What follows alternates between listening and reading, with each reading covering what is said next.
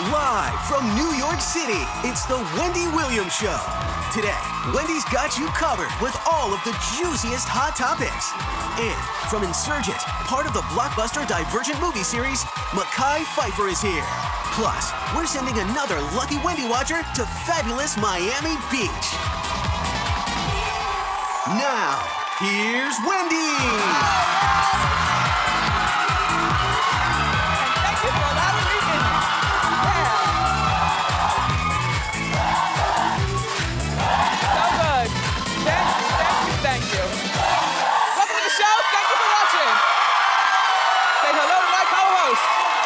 Studio audience.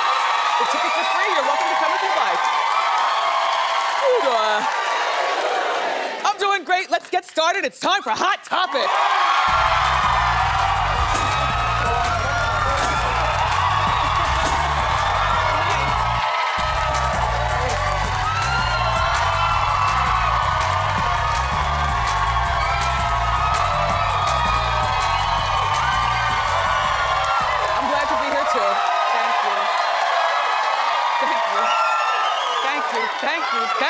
Thank you.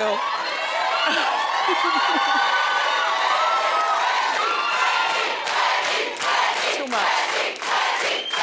But too much is never enough. Thank you. Thank you, I appreciate it, but I want to get to all my stories. Now, Mariah Carey, if you're watching, I need you to do something. I need you to go in the other room for about 5 minutes. I've got something to say. I want you to stay away from the windows, stay away from sharp objects. Just go to the other room and then come back in 5 minutes, okay? Because you don't want to hear what I'm going to say. Okay, Nick Cannon reportedly has moved on in terms of having a girlfriend. Now, we've seen him around town with a lot of different women, but apparently he's been dating the supermodel Jessica White for the last few months. Well, I mean, it's always nice when people move on. I just wish that Mariah would move on also so that she wouldn't have to be so, the long-suffering almost ex-wife. Now, the divorce is not finalized. And according to what people were saying, Nick has kept his relationship with Jessica a secret because he wanted to be respectful to Mariah. And I'm like, oh, all of a sudden, he wants to be respectful. We've seen you around town with everybody from Eddie Murphy's ex to Amber Rose on Valentine's Day. Like, Nick, where was Jessica on Valentine's Day? Why were you at the Tavern on the Green with, I don't understand it. But no, that's not the coup de grace. If you're familiar with Jersey, then there's this town called Montvale. And Montvale is so far out of the city, and nobody lives there except for married people with kids, like it's the settled suburbs. It's really not a place for a bachelor to live. But anyway, apparently, they were recently spotted, Jessica and, my mouth is watering. Jessica and Nick were spotted at the AMP near the house. And also, Jessica has already met the twins. Mariah would have a fit if she knew this story. And unfortunately, it's in the New York Post, so I'm sorry, Mariah, but I told you it is time for you to get out there and date. And Nick, I'm very disappointed in you.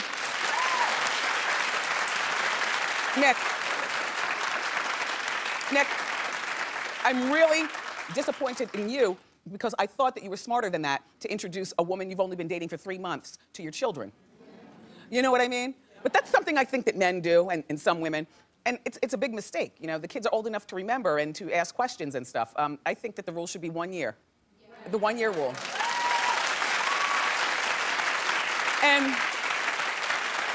And even then, when you introduce, there should be no sleepovers until after the kids go to bed.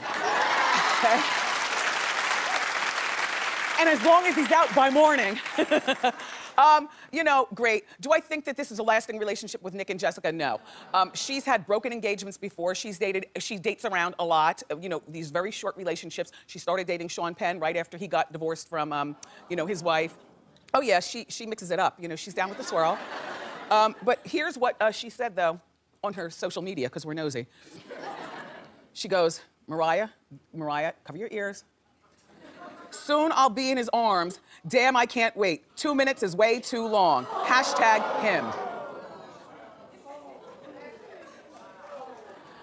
If I were Mariah, I'd be upset by this. I'd be upset that he introduced the children I would be upset that he's moved on and apparently has had this girlfriend. And they say that the reason that we've seen him with so many women, since separating from Mariah is because he's trying to throw us off the trail. He's only being seen with those women. His real girlfriend is Jessica White. But he doesn't want to be disrespectful to Mariah by having, I guess, a new love because the divorce is not finalized. Now, I'm sure that he's not asking for money in the divorce. I mean, this could be one of those clean divorces because he's got his money, not as much as hers, but certainly he's got enough money, that he does. If you want to make it uncomplicated, then everybody just go their separate ways and you work out custody. But, all right, Mariah, come back.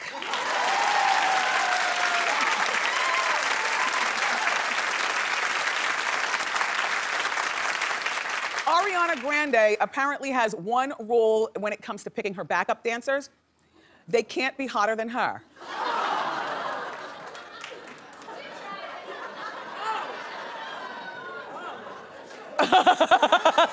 Suzanne.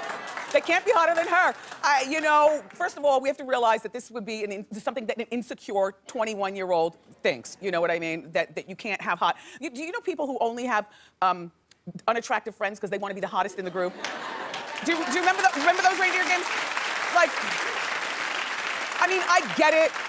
But, as a woman of a particular age, I think that we find that those stupid schoolgirl things are so stupid, but they're almost rite of passage. You're allowed to be stupid when you're younger. Ariana's a performer. It was mentioned in our morning meeting that, well, why would she want to have background dancers as hot or hotter than her? So nobody's focusing on them. I said, well, Beyonce manages to achieve that. Beyonce's background dancers are very nice looking. But you're not staring at them, you're staring at Beyonce. You glance at the background singers. Ariana, though, of course, is a lot younger than Beyonce, so she doesn't quite get that. But I do think that there is something to that, I understand what she's saying. And maybe when you're an entertainer like that, that's how you want it, because you want all attention to be on you. I know I like to be the tallest, that's all I like. Don't try to out-tall me.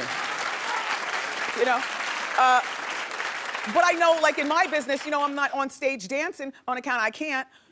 But as a businesswoman, I like to have attractive people around me. I like to have attractive, well-put-together people, because when people go into business meetings and they're representing me, I like them to be smart. I like them to have all their teeth. My thing is, and I'm not a body shamer. You don't have to have the best body, but you've got to know how to put on a wrap dress and pull it together and get a little makeup on, like that. So then when people go out, and they say, well, where do you work? And they say, I work at Wendy. And people look like, oh, right, yeah. So, but she's young, she's insecure. How you doing? All right. So, the rumors are in full swirl that Sean Penn and Charlize Theron are planning a wedding. But here's the gag. The gag is, according to OK Magazine, Sean wants a small, secret wedding, since this is his third wife. Remember when he married Madonna, there were helicopters flying overhead, and it was just a whole scene, a giant wedding. And I don't know what he did for his second wife, but I guess they might have had a big wedding too, and now he's had it. In the meantime, this is her first wedding, and she reportedly thinks that she deserves the big day, the wedding of her dreams. And and I don't care about weddings, I don't care about weddings, but that's not me, that's not my husband saying that, that's me saying that, and that's the way it is. But I do feel as though a girl's wedding day is for her parents first, because they're the ones who, had you, watched you grow up, and even if they're paying for it or not, I think that the real stars of the day are the parents beaming. But then I also think that the second person, that it's for is for the woman, the bride. And I think it's kind of selfish of Sean. The wedding day is not for the man. All you do is show up on time. You don't have to come with me to taste cakes. You don't have to pick the menu. You don't have to do anything. So if I were Charlize, what I would do is insist on having this wedding. I know that he wanted to donate whatever money that would be spent on a wedding, if you did it small, to charity. But you both have money. Why don't you donate the money to? Listen, girl, you have enough money to donate that amount of money to charity, and also have the wedding. And you can have all these wedding planners, so you never have to bug him for anything, going to see catering, nothing. But you should have the wedding, and hopefully this disagreement will not be the demise of you all's relationship, because I think you're one hot couple. I think your sex is probably on time.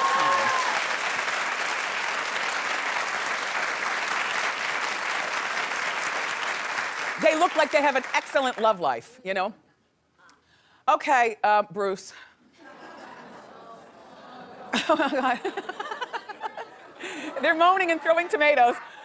Bruce, all right, finally one of the Kardashians is actually speaking out about Bruce's transition. Now, people in the family have said vague things, but they've never used the man-woman word in the statement. But Kendall, the model, she spoke to Us Weekly magazine, and here's what she said. She said, I love my dad, he's a wonderful man, and just because he's changing shoes now, so to speak, doesn't make him less wonderful. I will always love my dad, whether he's a man or a woman. Yeah, that's good. Well, so she spoke out, and that's great. I'm only doing this story for you. I so don't care anymore. I mean, we've seen so much of Bruce and his nails and everything that you know, even if he did do the reality show, which he was supposed to do it and was supposed to air in May, but now it's on delay, you know, I don't know when it's gonna come out, I won't be a watcher. You know why? Because I don't care, like they've lost my attention. No, I'm curious, but they've lost my attention. It's like that Ramona Singer in the New York Housewives. Now she wants to write a tell-all book, she's in the process of doing it, about Mario's affair. But guess what? It's too late. You should have struck while the iron was hot. And back to Bruce. You know, my thought with Bruce, all right, first of all, that's what Kendall is saying, but then he's on the cover of People magazine, and the big article is Family Divided. So I read the article before I came out here, and on Bruce's side are his sons and Kendall. That little Kylie, you know, who is his daughter, the one with the lips and the black boyfriend, who's dating her underagely, allegedly. Right. They're on Team Chris.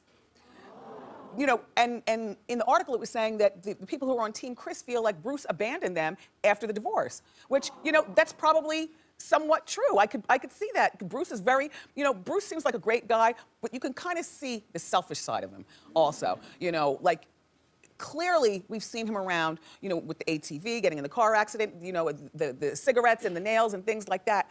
But something is a disconnect when a father has not when a father does not have his school-age daughter in school, you know,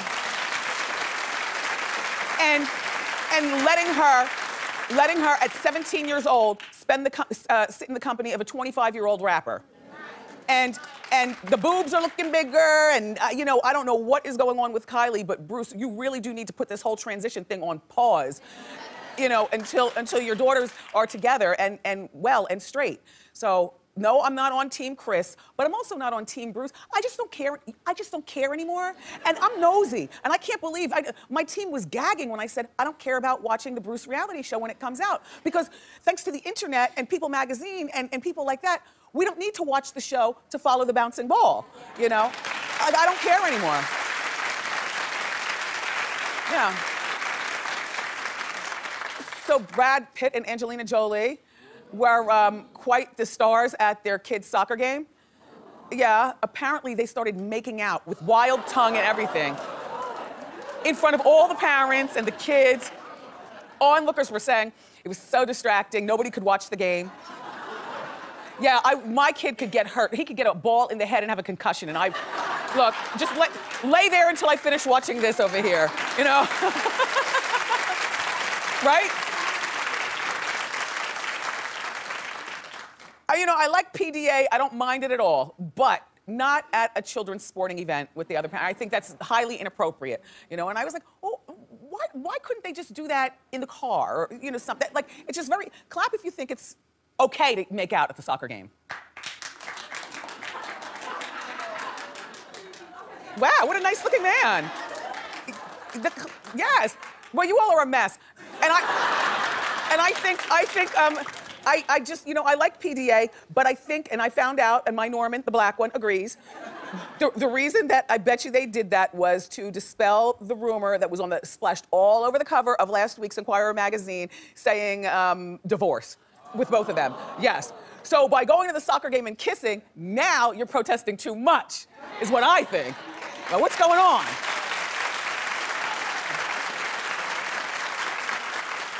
And you know I love my magazines. There are a lot of juicy stories in the monthlies. Don't worry about it, because Wendy's got you covered. Hit it!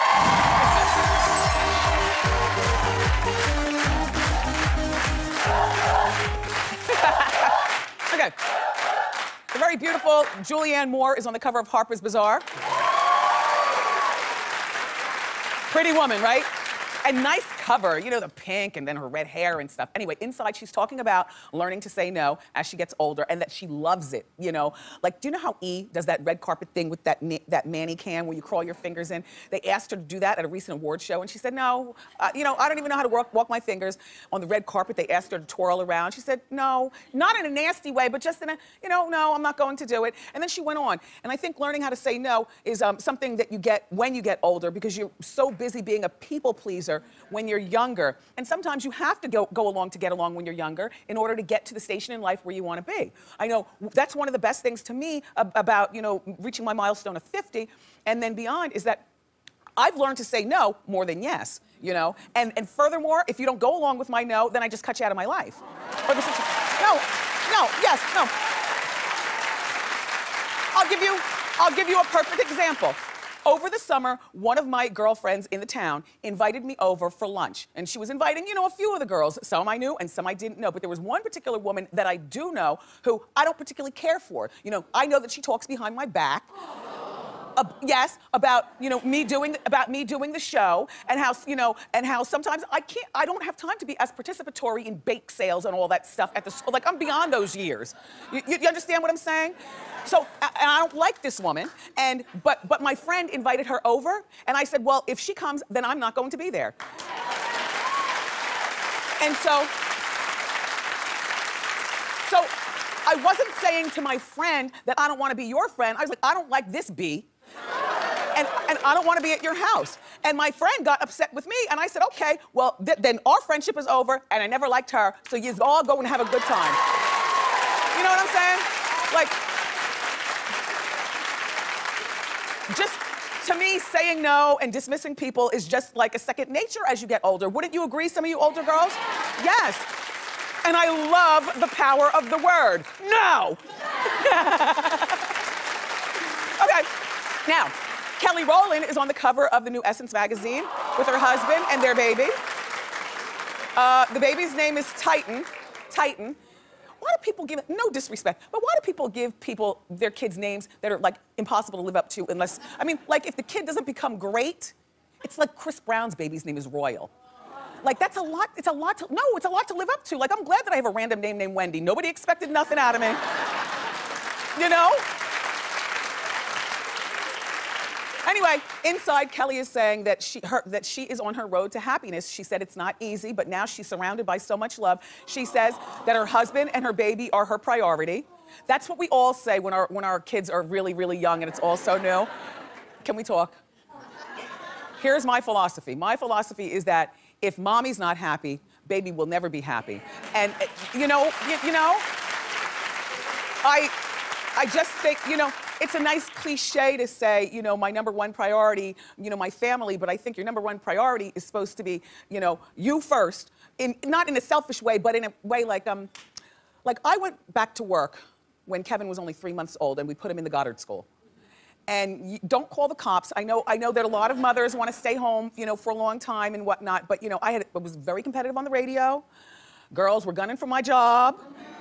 And I had to get back to work. And if I wasn't a working mom, if I wasn't working at this particular point in my life, and that particular, I mean, my goal is to be a stay-at-home mom, you know, but I can't right now. But, you know, if mom is not happy, and something tells me she'll get over this, and then she'll be back on the X Factor or back in the studio or something like that, and learn how to do everything at one time, the husband and whatnot. Anyway, beautiful baby Kelly, nice thought, and good luck. And that, by the way, is Wendy's Got You Covered. Thank you.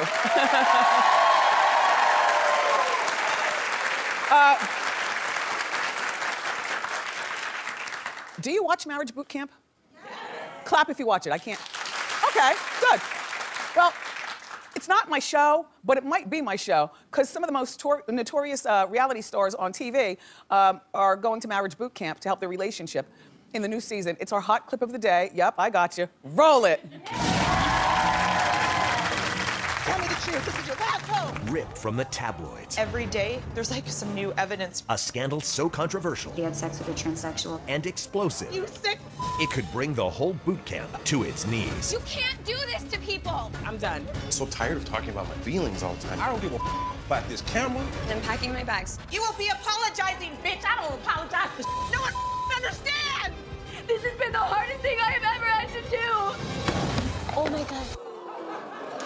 It's worth a checkout. It's worth a look-see. Marriage Boot Camp premieres this May on WeTV.